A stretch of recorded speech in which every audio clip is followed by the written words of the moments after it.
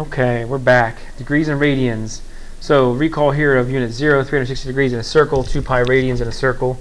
Okay, make sure you study that unit circle. If we're converting degrees to radians, this is how we're going to do it. We're going to use a proportion. There are shortcuts. Oh, I got this wrong here. Sorry about that. There are shortcuts to that, remember.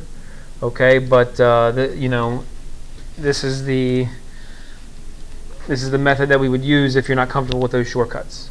Okay, so let's take a look at some examples here, just to review.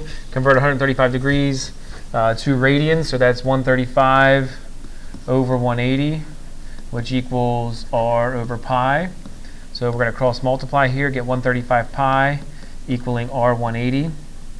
If we divide by 180, all right, we do not want to type this into our calculator. We simply want to reduce those fractions when we can. Okay, we definitely don't want to type the pi in because that's going to give us an irrational number, right? That's a number that never ends, never repeats, a decimal. So what this ends up being is 3 pi over 4 when I reduce the 135 and the 180. Go ahead and try the other two and then check back in. Okay, so the negative 300, I plugged that in for d here. Okay, I cross multiplied. I simplified where I could. I ended up with negative 5 pi over 3. Here, the 40, I plugged that in for the d, across multiplied, simplified where I could, ended up with 2 pi over 9. What about if we're converting degrees to radians?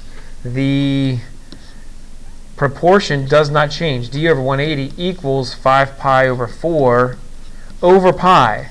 Okay? Just because we're plugging a fraction in doesn't mean the fraction of the proportion changes.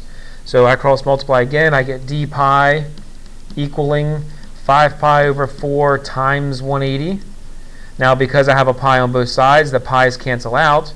Because it's degrees, I can have any decimal that I need here. Degrees are not like radians, and when I do multiply 5/4 times 180, I end up getting 225 degrees. Okay, go ahead and try the other two and check that. So I plugged the 5 pi over 12 in for r. I cross multiplied. I ended up with a pi on both sides. The pi's cancel. I'm taking the fraction 5/12 and multiplying it by 180 degrees. I got 75 degrees for that one.